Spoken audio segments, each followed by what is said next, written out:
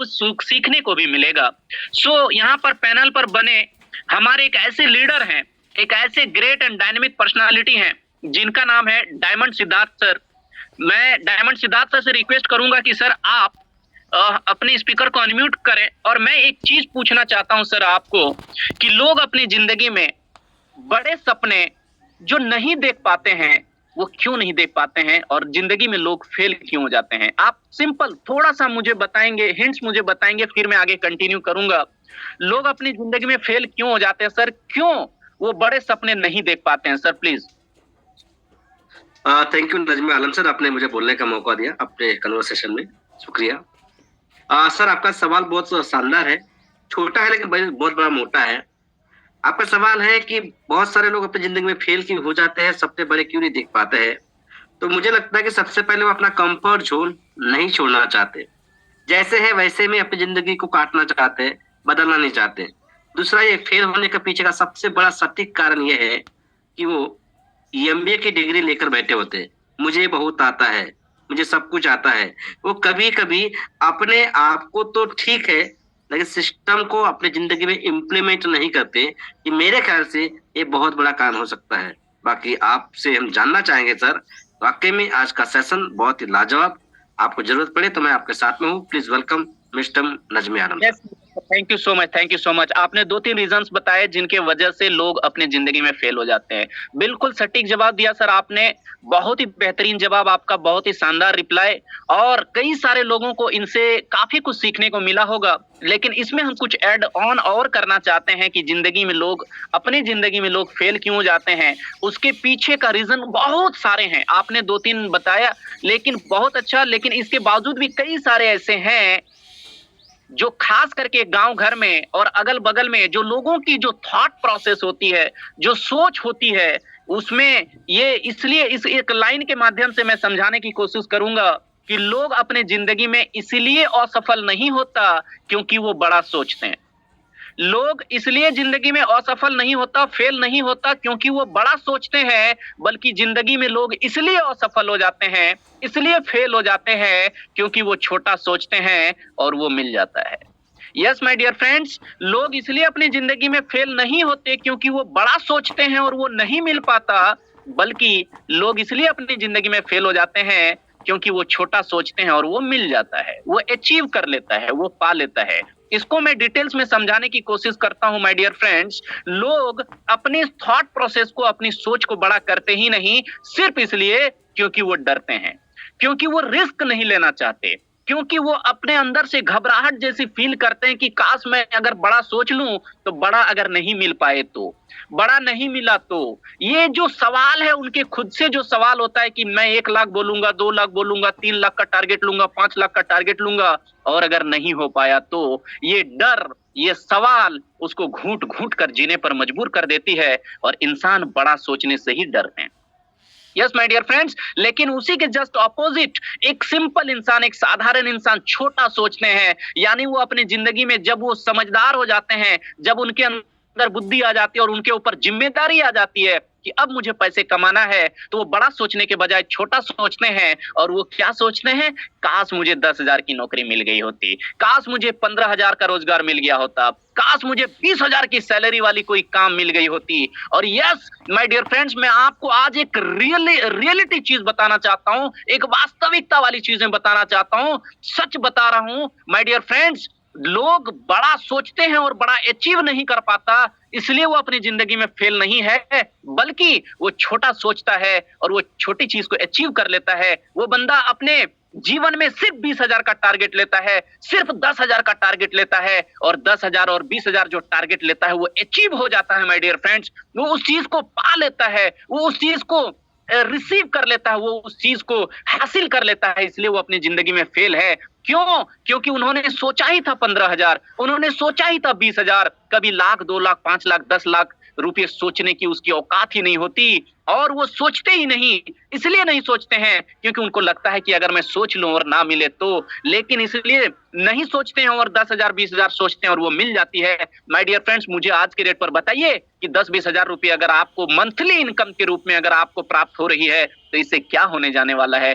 कुछ भी नहीं। इसीलिए मैं आप लोगों से कहना चाहता हूं कि आप बड़ा सोचें, आप ये बिल्कुल ना डरें कि वो चीज अचीव हो पाएगा कि नहीं, वो चीज हासिल कर पाएंगे कि नहीं। मुझे ये पता है कि लॉ ऑफ अट्रैक्शन और आपका जो हार्ड वर्किंग और आपके डेडिकेशन, आपकी ऑनेस्टी अगर मेंटेन करके चलेंगे और वेलनेस समृद्धि में अगर आप जी तोड़ मेहनत करेंगे तो अगर आप 5 लाख का टारगेट लेंगे तो आप 4 लाख पर जरूर पहुंचेंगे।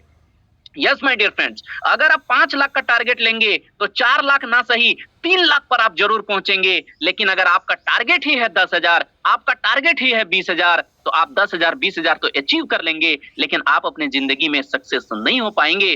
क्यों? क्योंकि आज के रेट पर 10,000 20,000 की सैलरी वाली इनकम पर आप अपने सपने तो छोड़ो, आप अपनी ख्वाहिश तो छोड़ो, आप अपने ड्रीम तो छोड़ो, आप अपनी जरूरत को भी नहीं पूरा कर सकते। और ये रियल है और ये हकीकत है। दूसरी फेल्योरिटी का कारण ये भी एक है कि माय डियर फ्रेंड्स, गांव घर में जब लोग कोई अच्छा कर रहा होता है, कोई बड़ा कर रहा होता है, कोई बिल्डिंग पे बिल्डिंग बनाया जा रहा है, कोई कार पे कार खरीदा जा रहा है, ये लोगों के अंदर एक हीन भावना आती है, लोगों के अंदर एक गलत सोच आती है और वो ये सोचता है कि ये कैसे कर लेता है, ये कैसे दिन ब दिन अमीर बनता चला जाता है, ये कैसे अच्छा खाता पीता है। माय डियर फ्रेंड्स, ये सोचने के बजाय अगर आप ये सोचते होते कि मुझे भी करना है, अगर इसका बिल्डिंग पे बिल्डिंग बन रहा है मुझे भी बिल्डिंग बनानी है, अगर इसके बाइक से कार पे कन्वर्ट हो गई, ये बंदा के पास बाइक था अभी कार में ये घूम रहा है तो मुझे भी करना है। इस तरह की सोच, इसीलिए कहते हैं कि लोग खुद की गरीबी से उतनी तकलीफ नहीं होती लोगों को खुद की गरीबी से उतनी तकलीफ नहीं होती जितने दूसरों की अमीरी से तकलीफ होती है। माय डियर फ्रेंड्स, ये सोच बदलने की जरूरत है। जिस दिन आप ये सोच बदल लेंगे कि लोगों की अमीरी से आपको तकलीफ ना हो बल्कि खुद की गरीबी से तकलीफ होने लगे, उस दिन से आप एक नया टारगेट, एक नया मिशन, एक नया डेस्टिनेशन आप सेट करेंगे, एक नया टारगेट सेट करेंगे। क्यों? क्योंकि आपको भी अमीर बनना है, आपको भी आगे बढ़ना है, आपके भी सपनों को पूरा करना है, आपके फैमिली को सेफ एंड सिक्योर करना है। अपनी सोच को बदलने की जरूरत है माय डियर फ्रेंड्स। जिस दिन से आप अपनी सोच को बदलना चालू करेंगे उसी दिन से आपकी जिंदगी में एक नया पड़ाव, एक नया चीज, एक नया जोश, एक नया जुनून, क्योंकि जैसा आप सोचते हैं वैसा ही आपका हाथ पांव काम करना चालू करता है। कई सारे लोग कहते हैं कि सर मैं जोश निकाल ही नहीं पा रहा हूं, मेरे अंदर जुनून ही नहीं है, मेरे अंदर एनर्जी ही नहीं है। इसलिए नहीं है क्योंकि आप बड़ा सोच नहीं पाते हैं। आप सिर्फ सोचिए तो सही माय डियर फ्रेंड्स। आगरा, आप लोगों को पता है आगरा के अंदर ताजमहल, जो ताजमहल जिनको बनाने के लिए 22 साल लग गए थे, ताजमहल वजूद में बाद में आया, धरती पर बाद में आया। पहले वो सोच उन्होंने सोचा था कि अपने दिमाग के अंदर कि ताजमहल जैसी खूबसूरत महल बनानी है। यस माय डियर फ्रेंड्स, आपका इनर वर्ल्ड में क्या चल रहा होता है, आपके दिमाग के अंदर क्या चल रहा होता है, वही चीज इंप्लीमेंट जब आप करेंगे तो वो वास्तविकता में बदल जाती हैं। इसीलिए मैं कहता हूं कि आप सोचिए, बड़ा सोचिए और रिस्क लीजिए। रिस्क लेने से भी लोग डरते हैं, ये भी एक बहुत बड़ा कारण है माय डियर फ्रेंड्स। लोग अपनी जिंदगी में फेल हो जाते हैं क्योंकि वो रिस्क लेना नहीं चाहते, रिस्क लेने से डरते हैं। यस माय डियर फ्रेंड्स, मैं आप लोगों से कहना चाहूंगा कि आप लोग आज से ड्रीम लिस्ट बनाइए, आज से बड़ा सोचिए, अपनी सोच को इतनी लंबी कर लीजिए, इतनी बड़ी कर लीजिए कि लोगों की सोच वहां तक ना जाए। यस, आपको कुछ अलग करना है। जो भीड़ कर रही है वही आप भी करेंगे तो फिर आपके अंदर क्या ऐसा क्वालिटी अलग है जिसके वजह से आप आगे बढ़ेंगे। माय डियर फ्रेंड्स, आपको आगे बढ़ने के लिए, आपको सफल होने के लिए जो भीड़ कर रही है उससे हटके आपको अलग करना पड़ेगा, अलग सोचनी पड़ेगी। मैं आपको, क्योंकि समय इजाजत नहीं देता, बहुत शॉर्ट टाइम का ये सेशन रहता है, बताने को तो बहुत कुछ था, लेकिन मैं आपको एक कहानी के माध्यम से, ये जो अपॉर्चुनिटी लोग ग्रैब नहीं करते, अपॉर्चुनिटी को मिस कर देते हैं। मैं नहीं मानता कि लोगों को अपॉर्चुनिटी नहीं मिलती। हर इंसान की जिंदगी में किसी ना किसी रूप में, किसी ना किसी शकल से उनको अपॉर्चुनिटी मिलती है, लेकिन अपॉर्चुनिटी को ग्रैब नहीं करते, अपॉर्चुनिटी को मिस नहीं करते। यस, मिस कर देते हैं माय डियर फ्रेंड्स, अपॉर्चुनिटी को मिस कर देते हैं और वो अपनी जिंदगी में फेल रह जाते हैं, अपनी जिंदगी में असफल हो जाते हैं। जिंदगी में सफल होने का एकमात्र कारण भी ये हो सकता है कि आपको जब अपॉर्चुनिटी मिले, और खास करके वेलनेस समृद्धि के लीडर जब आपके पास आते हैं और आपको ये अपॉर्चुनिटी देते हैं कि सर आप सिर्फ 499 रुपये लगा लो, सिर्फ 999 रुपये लगा लो, 499 या 999 रुपये लगाकर आप अपने जिंदगी को उस लेवल तक लेके जा सकते हैं, उस लेवल पर लेके जा सकते हैं जो कभी सोचा भी नहीं होगा। उस लेवल पर अपने जीवन का स्तर को बढ़ा सकते हैं। आप अपने लग्जरियस लाइफस्टाइल को मेंटेन कर सकते हैं। आप अपने सभी अधूरे सपनों को पूरा कर सकते हैं। आप अपने फैमिली को सेफ एंड सिक्योर कर सकते हैं। लेकिन वहां पर हमें याद आती है 499 रुपये लगा दें, 999 रुपये लगा दें, पता नहीं क्या होगा। वहां पर आपके माइंड पर एक क्वेश्चन मार्क आ जाता है, एक डाउट आ जाता है कि पता नहीं क्या होगा, होगा या नहीं होगा। माय डियर फ्रेंड्स, इसी से रिलेटेड मैं आपको एक स्टोरी के माध्यम से आपको समझाने की कोशिश करूंगा। माय डियर फ्रेंड्स, ये 499 रुपये लगा लेते हैं अगर, तो मिलने को बहुत कुछ है, लेकिन अगर आप इसको बचा लेते हैं तो 499 में आज के रेट पर कुछ भी नहीं होने वाला। इससे रिलेटेड मैं आपको एक स्टोरी के माध्यम से समझाने की कोशिश करता हूं कि अपॉर्चुनिटी को अगर आप मिस नहीं करते हैं, अपॉर्चुनिटी को अगर ग्रैब करके, अपॉर्चुनिटी को अगर आप एक्सेप्ट करके, अगर आप उस पर काम करना चालू कर देते हैं, अगर आप एक्शन लेना चालू कर देते हैं, तो आपका रिजल्ट शानदार होगा। आपकी जिंदगी के अंदर एक बहार आएगी, आपके जिंदगी के अंदर सुनहरा जीवन आप जिएंगे। ये जो सिसक सिसक के जी रहे हैं, घूट घूट के जी रहे हैं, इससे आप बाहर आ जाएंगे। बीमारी और बेरोजगारी से कोसों दूर चले जाएंगे। माय डियर फ्रेंड्स, मैं आपको वो स्टोरी शेयर करना चाहता हूं। एक बंदर, एक मेल मंकी और एक फीमेल मंकी, दोनों, जैसे कि आपको पता है कि बंदर और बंदरनी जिसको कहते हैं लोकल लैंग्वेज में, मतलब एक मेल मंकी और एक फीमेल मंकी, दोनों हस्बैंड वाइफ एक जंगल में रहा करते थे। यस माय डियर फ्रेंड्स, एक जंगल में रहा करते थे। एक ही पेड़ पर वो लोग खाना पीना, उठना बैठना, आराम करना, सब कुछ वो करते थे। एक डेरा बसाए हुए थे एक पेड़ के अंदर। तो पेड़ के नीचे एक बहुत बड़ा पॉन्ड था, बहुत बड़ा पोखरा था। वो इतना शानदार पोखरा था कि वहां पर वो बंदर और बंदरनी डेली नहाया करते थे, इंजॉय किया करते थे। एक दिन आकाशवाणी होती है, एक दिन वो लोग दोनों पेड़ पर बैठे हुए हैं, आपस में बातचीत हो रही है, आपस में इधर उधर का डिस्कशन हो रहा है कि क्या करें, कहाँ जाएं, किधर घूमने जाएं, किधर से चारा लेकर आएं, किधर से खाने पीने का इंतजाम करें। ये सब कुछ बातचीत हो ही रही थी कि ऊपर से आसमान से एक आकाशवाणी होती है, और आकाशवाणी ये होती है कि आप दोनों के लिए बहुत ही जबरदस्त अपॉर्चुनिटी है। ये बंदर और बंदरनी के लिए, ये दोनों के लिए शानदार अपॉर्चुनिटी। एक अनाउंसमेंट होता है, एक आकाशवाणी होती है कि जो भी इस तालाब के अंदर डुबकी लगाएगा, इस तालाब के अंदर डुबकी लगाएगा, और डुबकी लगा के जैसे उठेगा तो उसको एक सुंदर सा इंसान का रूप उसको मिल जाएगा। यस माय डियर फ्रेंड्स, बंदर और बंदरनी, बंदर को कहा गया कि तुम क्योंकि मेल हो, तुम पुरुष हो, इसीलिए तुमको एक हैंडसम लड़का बना दिया जाओगे। और बंदरनी को कहा गया कि तुम क्योंकि महिला हो तो तुमको एक ब्यूटीफुल, खूबसूरत एक लड़की का रूप धारण कर दिए जाओगे। तो ये दोनों के लिए ही अपॉर्चुनिटी थी। आकाशवाणी जैसे ही स्टार्ट होती, 1 2 3 होता, और दोनों में बातें हो रही थी कि इतना शानदार अपॉर्चुनिटी है, इतना मस्त ऑप्शन है कि कौन चाहता है कि हम जानवर रहें? कोई नहीं चाहता। एक जानवर को इंसान बनने का मौका, इससे बड़ी मौका और क्या हो सकती है माय डियर फ्रेंड्स। एक जानवर को, क्योंकि बंदर जब गांव में चले जाते हैं, या दोनों वो पूरे परिवार मिलकर जब चले जाते हैं, तो आपको भी पता होगा कि लोग ढेला मारते हैं, बच्चे उसको परेशान करते हैं, कभी खाने को मिलता, कभी नहीं मिलता, इतनी दुख भरी जिंदगी जीते हैं जंगल के जानवर। तो ये जानवर को इंसान बनने का अपॉर्चुनिटी मिल रहा था। आकाशवाणी हुई, 1 2 3 हुआ, और 1 2 3 जैसे हुआ, जो फीमेल मंकी थी, जो बंदरनी थी, वो कूद गई, वो उस तालाब के अंदर कूद गई। यस माय डियर फ्रेंड्स, वो कूद गई, और जैसे ही कूदी वो डुबकी लगा के उठी, और डुबकी लगा के उठने के बाद वो अब बंदरनी नहीं थी, वो एक फीमेल मंकी नहीं थी, अब वो एक सुंदर सी, खूबसूरत सी एक लड़की, कहते हैं ना, मतलब इतनी खूबसूरत, कहते हैं हुस्न की बला, इतनी खूबसूरत वो लड़की हो गई। लेकिन वो बंदरनी जैसे वो डुबकी लगाकर उठी, एक बहुत ही खूबसूरत वो एक लड़की बन गई। तो वो तो लड़की बन गई, लेकिन बंदर वहीं पर टहनी पर वो बैठा रहा। अब तो अभी तक कोई दिक्कत नहीं थी, क्योंकि ये बंदर था और वो बंदर नहीं थी, आपस में बातें हो रही थी, आपस में खाना पीना एंजॉयमेंट सब कुछ हो रहा था, क्योंकि ये भी जानवर वो भी जानवर। लेकिन जैसे ही अपॉर्चुनिटी आया, जैसे ही 1 2 3 का अनाउंसमेंट हुआ, वो बंदरनी कूद गई, क्योंकि अपॉर्चुनिटी को मिस नहीं करना चाह रही थी। अपॉर्चुनिटी को उन्होंने ग्रैब किया और वो डुबकी लगा दी, और डुबकी लगाने के बाद वो एक खूबसूरत लड़की बन गई।